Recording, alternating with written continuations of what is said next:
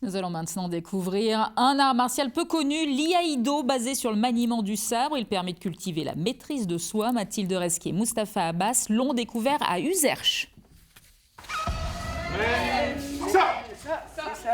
Un professeur et ses élèves en plein cours d'iaido, l'art de dégainer et de couper avec un sabre japonais. Je positionne ma main, je positionne ma jambe et je coupe. Ça.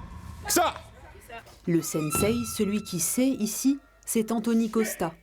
Depuis 6 ans, il enseigne dans ce dojo la pratique des arts martiaux traditionnels japonais.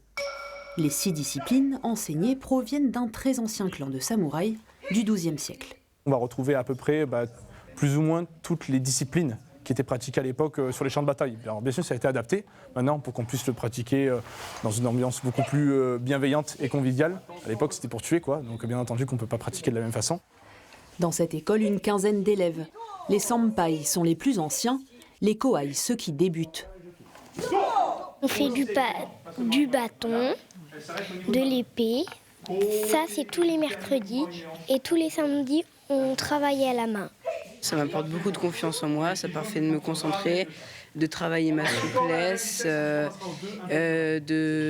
tous les déséquilibres. Pour les pratiquants du XXIe siècle, cette discipline du corps et de l'esprit sert au quotidien. Ça aide pour le travail, pour se concentrer au travail, pour faire la part des choses entre ce qui est extérieur à soi et le reste. Donc c'est vraiment, ça m'a apporté énormément au quotidien, ça m'apporte toujours autant.